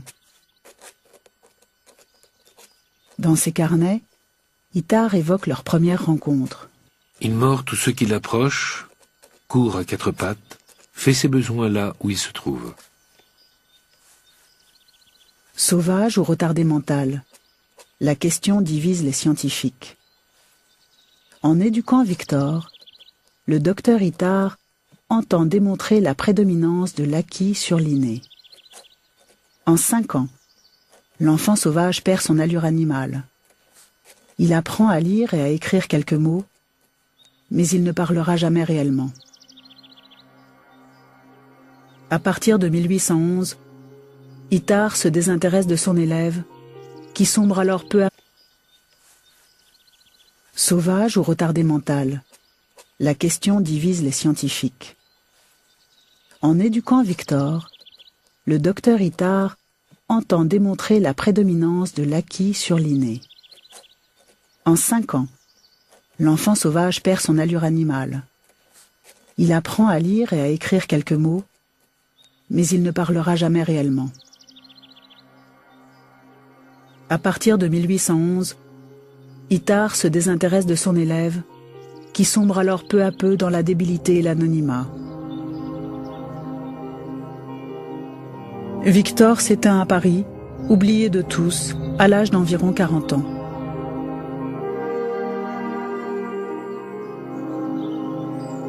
L'enfant sauvage de l'Aveyron est le cas historique le plus documenté, mais ce n'est pas le seul, loin s'en faut.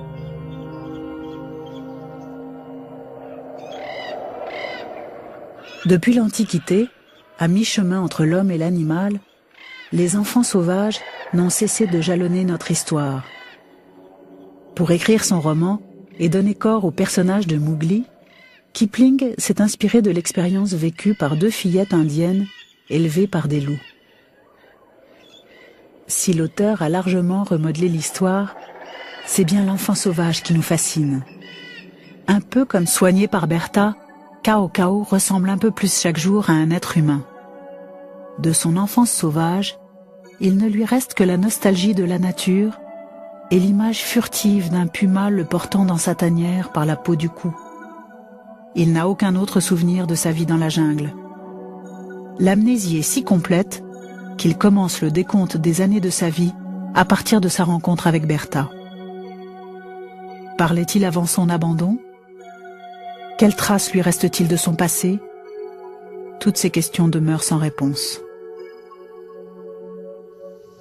Il est extrêmement difficile. 18 mois, on a très peu de souvenirs. Et c'est vrai qu'avant 18 mois, on n'a pas de langage non plus. Ce qui fait le souvenir et ce qui fait la mémoire, c'est de le raconter aux autres. Je veux dire, on se souvient des vacances qu'on a racontées 4 fois, peut-être moins de celles qu'on n'a jamais racontées. Si vous êtes un enfant sans langage, personne aussi à qui raconter ce qui s'est passé dans la journée. Comment ça peut s'engranger dans la mémoire? Je suis pas sûre qu'il y ait beaucoup de mécanismes. Alors les impressions fortes, c'est-à-dire quand vous avez très peur, on sait que ça, l'émotion comme la peur fixe les souvenirs. C'est-à-dire si un enfant comme ce petit garçon chilien tombe et que c'est sa maman Puma qui le rattrape et qu'il se souvient de ça, ça serait pas étonnant. Je veux dire, il a eu très peur, il a vu cette image et ça lui est resté.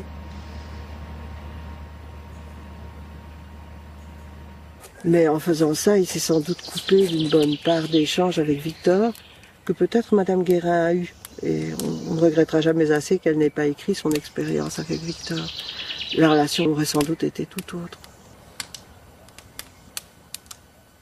Il y a tout un temps dans lequel il faut être là à côté de lui sans faire grand-chose, en attendant qu'il y ait un rapproché qui puisse s'organiser, qu'il y ait un jeu d'alternance qui puisse s'organiser. Alors, il y a d'autres gens qui vous diront, et en un sens ils n'ont pas tort non plus, que si on attend, on peut attendre très longtemps et qu'il ne se passera rien. Et je crois que, aussi paradoxal que peut sembler ce que je vais dire, je crois qu'il faut les deux.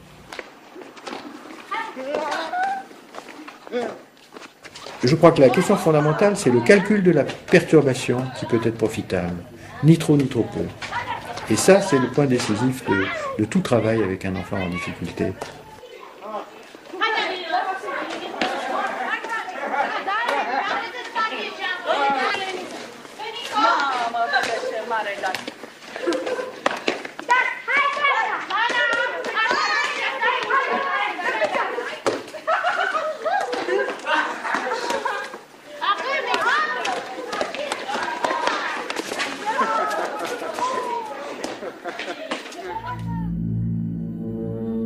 Cao Cao avait 10 ans et était totalement muet lorsqu'il a été retrouvé.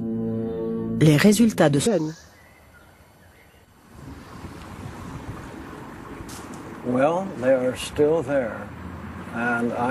En tout cas, ils sont toujours là.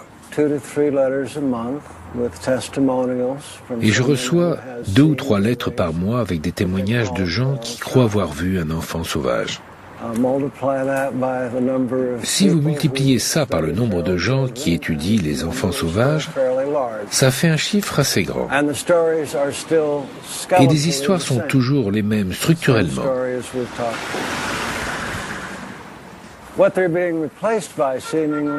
Même si maintenant il s'agit d'enfants élevés par des chiens ou des animaux domestiques qu'on trouve dans les villes, ou bien d'enfants élevés dans un isolement total, nés dans un grenier ou enfermés dans une cave. Au fond d'une jungle ou dans un bidonville, l'histoire est finalement très semblable. L'ensauvagement est une question de survie. C'est la conséquence d'une maltraitance, d'un drame, d'une souffrance. Mieux vaut parfois l'humanité du monde sauvage que la sauvagerie de l'humanité.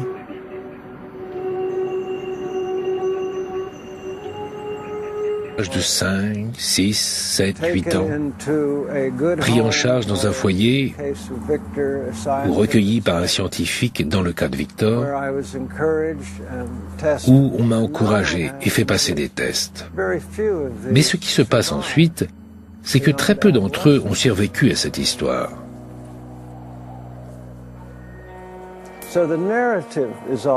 Donc, en un sens, oui, les histoires racontées sont souvent semblables. Mais on peut se demander pour quelle raison on sait tout cela. Si c'est parce que quelque chose a été rajouté à cette histoire, cela signifie quelque chose. On re-raconte l'histoire. On a rajouté des morceaux d'histoire, des choses incorrectes.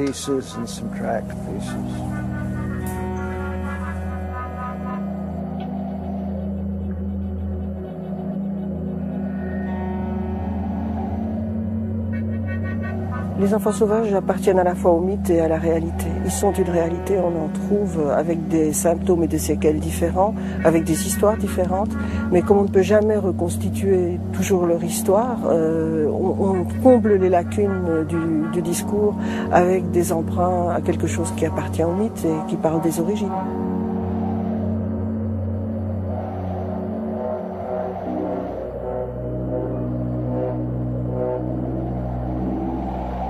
aux autres. Je veux dire, on se souvient des vacances qu'on a racontées 4 fois, peut-être moins de celles qu'on n'a jamais racontées. Si vous êtes un enfant sans langage, personne aussi à qui raconter ce qui s'est passé dans la journée, comment ça peut s'engranger dans la mémoire, je suis pas sûre qu'il y ait beaucoup de mécanismes. Alors les impressions fortes, c'est-à-dire quand vous avez très peur, on sait que ça, l'émotion comme la peur fixe les souvenirs. C'est-à-dire si un enfant comme ce petit garçon chilien tombe et que c'est sa maman Puma qui le rattrape et qu'il se souvient de ça, ça serait pas étonnant. Je veux dire, il a eu très peur, il a vu cette image et ça lui est resté.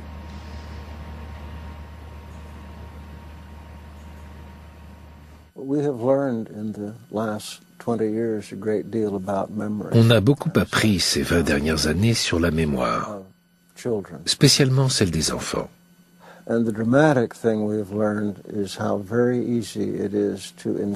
Ce qui est terrible, c'est que nous savons à quel point il est facile de créer de faux souvenirs. Je suis certain que vous avez des souvenirs d'enfance, mais vous n'êtes pas certain qu'ils se soient réellement passés. Peut-être en avez-vous entendu parler. Peut-être avez-vous lu quelque chose. Dans le cas de Cao Cao, une chose est de communiquer avec les animaux, et qu'au début, au moins, du travail qui peut être fait avec eux, on les voit seulement par la communauté autour d'eux. S'ils n'entendent plus la parole, qu'est-ce qui reste je ne sais pas.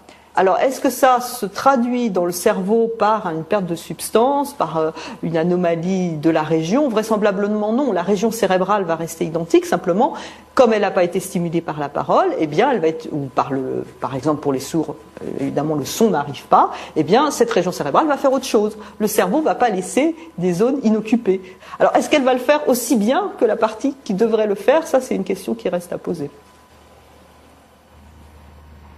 Si l'anatomie du cerveau n'est pas en cause, comment expliquer l'amnésie des enfants sauvages lorsqu'il s'agit d'évoquer leur passé?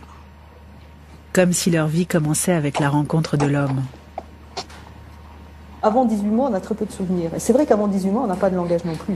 Ce qui fait le souvenir et ce qui fait la mémoire, c'est de le raconter aux autres.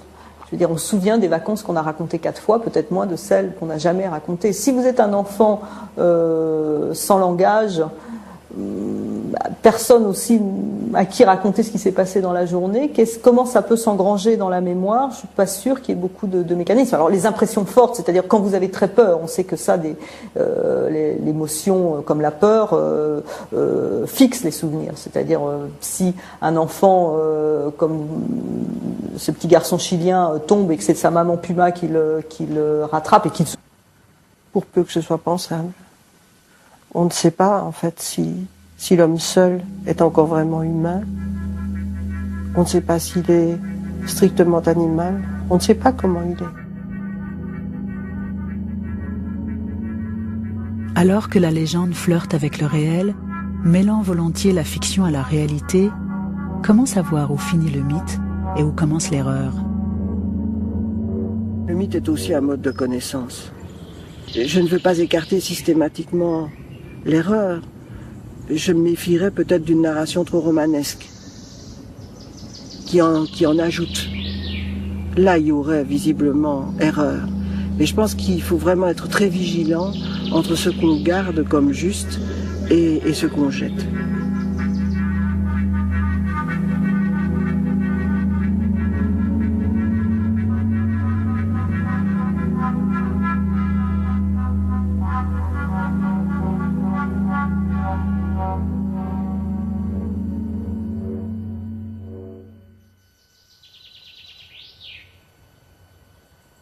L'angoisse d'abandon intervient très fort, à mon sens, dans la fascination qu'entraîne la découverte d'un enfant qui a subi un isolement prolongé. Chacun pense que la chose n'est pas imaginable, on cherche tout de suite des responsables. Je pense qu'il y a beaucoup de travail quotidien avec Cao Cao, c'est comment il est important pour elle de cerner son tempérament afin de pouvoir l'instruire. En général, dans un processus d'éducation, on s'attend à ce que l'élève s'habitue au maître. Mais ici, c'est le contraire. Et là, c'est un challenge. Bertha travaille vraiment dur pour connaître l'état émotionnel de Cao Cao afin de lui enseigner l'arithmétique et le langage. Soigné par Bertha, Cao Cao ressemble un peu plus chaque jour à un être humain. De son enfance sauvage, il ne lui reste que la nostalgie de la nature et l'image furtive d'un puma le portant dans sa tanière par la peau du cou. Il n'a aucun autre souvenir de sa vie dans la jungle. L'amnésie est si complète qu'il commence le décompte des années de sa vie à partir de sa rencontre avec Bertha. Parlait-il avant son abandon? Quelles traces lui reste-t-il de son passé? Toutes ces questions demeurent sans réponse. Il est extrêmement difficile de juger la part d'inné, la part d'acquis chez un enfant sauvage, comme chez toute personne d'ailleurs. On a affaire à des individus, c'est toujours un peu délicat de généraliser, et en l'occurrence pour les enfants. Définitivement seule, Kamala se réfugia un peu plus encore dans l'isolement. Pourtant, c'est à partir de cette date qu'elle cessa de n'être qu'un animal. Ce jour-là, pour la première fois, elle exprima une émotion au travers de ses larmes. Durant les 7 années qui suivirent, elle parvint à se tenir debout et même à faire quelques pas. Elle apprit à manger avec une fourchette et réussit à prononcer le nom d'une 50aine d'objets. Était-elle plus humaine pour autant? Au-delà des pulsions primaires que sont la joie, la colère ou la peur, que pouvait bien ressentir cette petite fille? Comment raconterait-elle son histoire? Kamala est morte en 1928 de la même maladie des reins qui avait tué sa sœur 7 ans auparavant.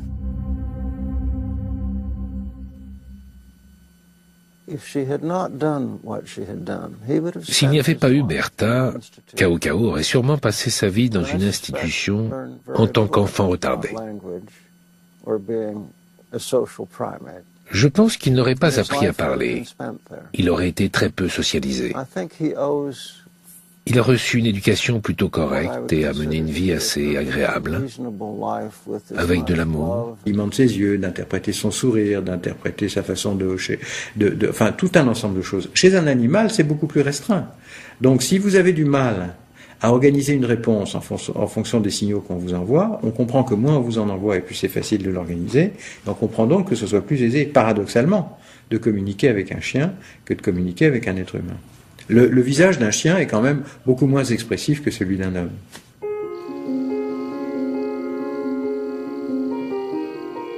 Avilie par ses parents, avec la complicité tacite de tout un village qui a vu mais n'a rien fait, Oksana a toutes les raisons de douter de l'être humain.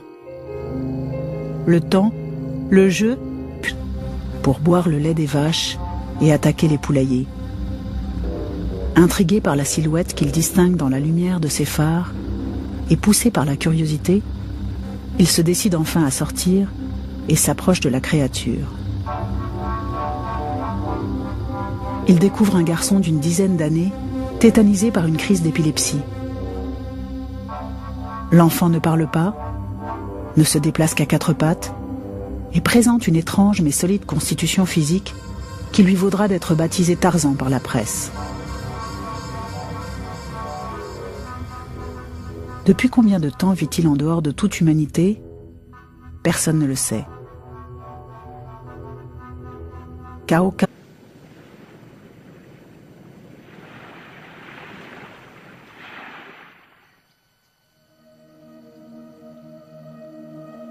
Selon certains psychiatres, Oksana devrait être internée dans un hôpital. D'autres la pensent capable d'une vie autonome. À sa majorité, elle devra quitter définitivement l'orphelinat. Saura-t-elle alors se construire une vie de femme parmi les humains?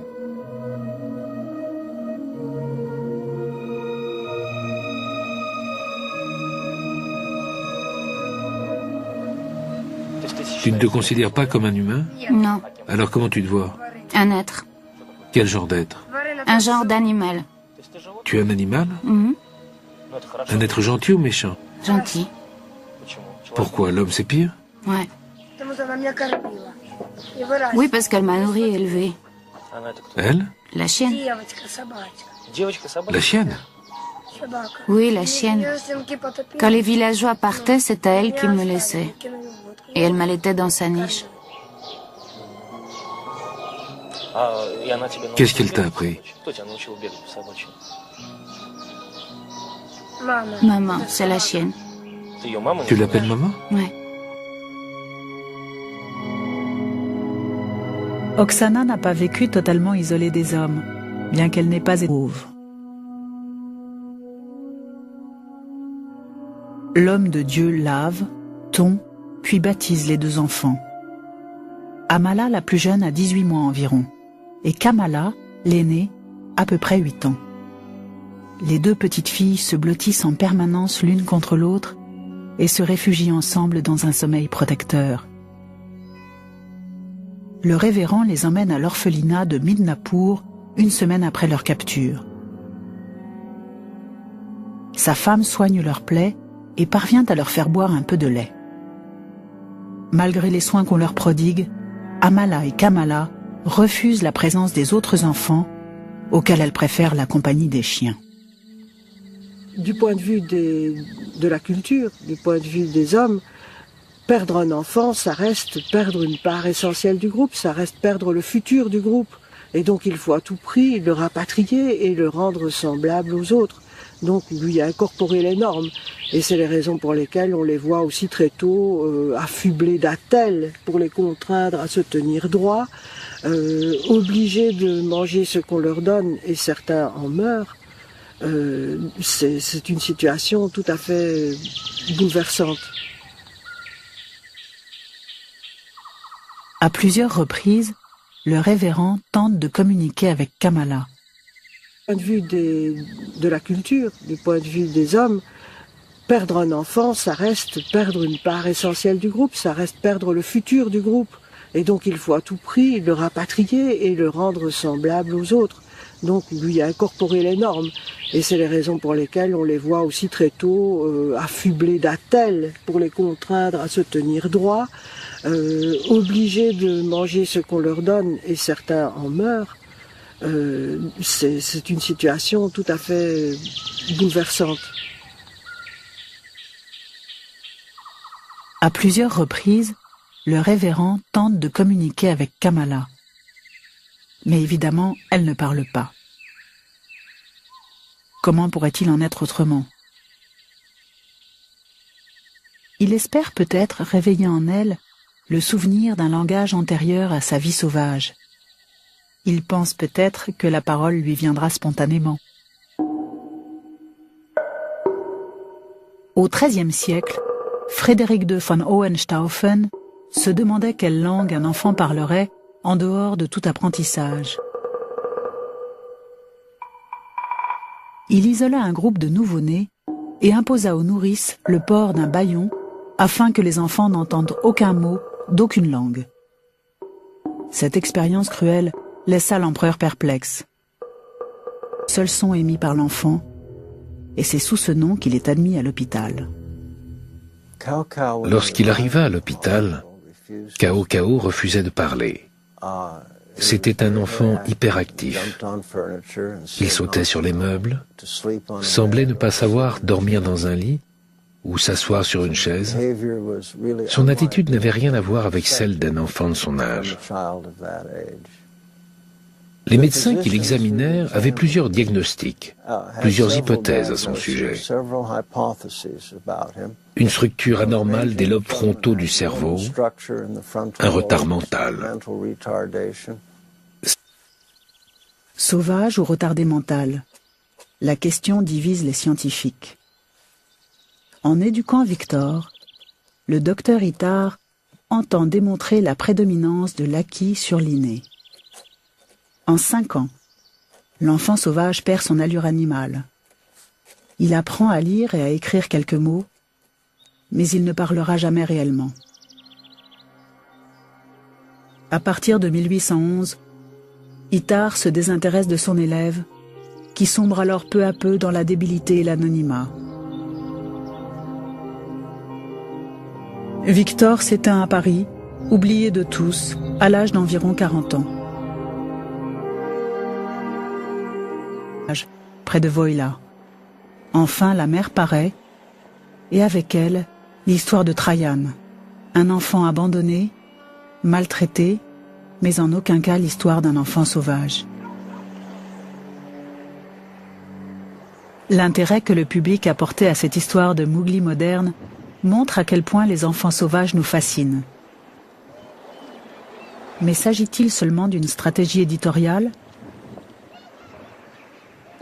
L'écart entre le mythe et la réalité est-il si important qu'on pourrait le supposer ?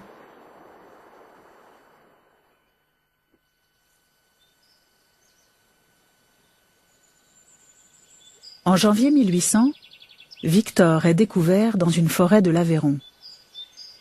C'est un enfant sauvage d'une dizaine d'années qui semble totalement muet.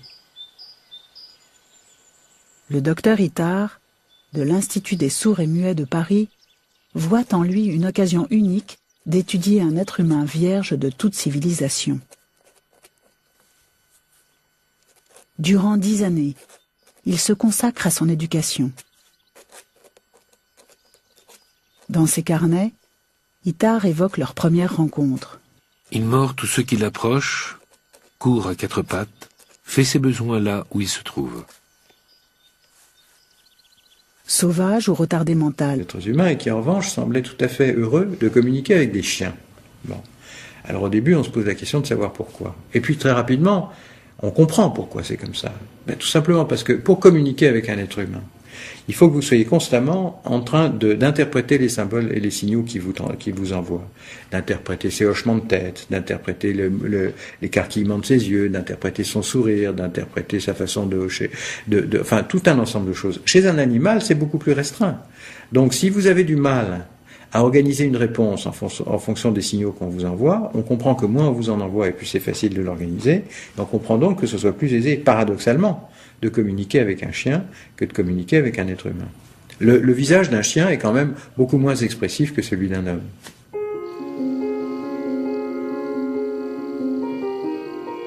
Avilie par ses parents, avec la complicité tacite de tout un village qui a vu mais n'a rien fait, Oksana a toutes les raisons de douter de l'être humain. Le temps, le jeu, pour boire le lait des vaches et attaquer les poulaillers. Intrigué par la silhouette qu'il distingue dans la lumière de ses phares et poussé par la curiosité, il se décide enfin à sortir et s'approche de la créature. Il découvre un garçon d'une dizaine d'années, tétanisé par une crise d'épilepsie. L'enfant d'interpréter l'écarquillement de ses yeux, d'interpréter son sourire, d'interpréter sa façon de hocher, enfin tout un ensemble de choses. Chez un animal, c'est beaucoup plus restreint. Donc si vous avez du mal à organiser une réponse en fonction des signaux qu'on vous envoie, on comprend que moins on vous en envoie et plus c'est facile de l'organiser. On comprend donc que ce soit plus aisé, paradoxalement, de communiquer avec un chien que de communiquer avec un être humain. Le visage d'un chien est quand même beaucoup moins expressif que celui d'un homme.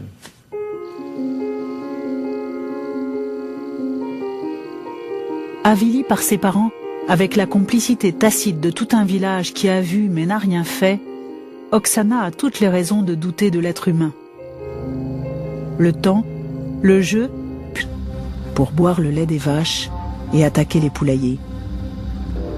Intrigué par la silhouette qu'il distingue dans la lumière de ses phares et poussé par la curiosité, il se décide enfin à sortir et s'approche de la créature. Il découvre un garçon d'une dizaine d'années, tétanisé par une crise d'épilepsie. L'enfant ne parle pas, ne se déplace qu'à 4 pattes et présente une étrange mais solide constitution physique qui lui vaudra d'être baptisé Tarzan par la presse. Depuis combien de temps vit-il en dehors de toute humanité ? Personne ne le sait. D'interpréter ses hochements de tête, d'interpréter l'écarquillement de ses yeux, d'interpréter son sourire, d'interpréter sa façon de hocher, enfin tout un ensemble de choses. Chez un animal, c'est beaucoup plus restreint. Donc si vous avez du mal à organiser une réponse en fonction des signaux qu'on vous envoie. On comprend que moins on vous en envoie et plus c'est facile de l'organiser. On comprend donc que ce soit plus aisé, paradoxalement, de communiquer avec un chien que de communiquer avec un être humain. Le visage d'un chien est quand même beaucoup moins expressif que celui d'un homme.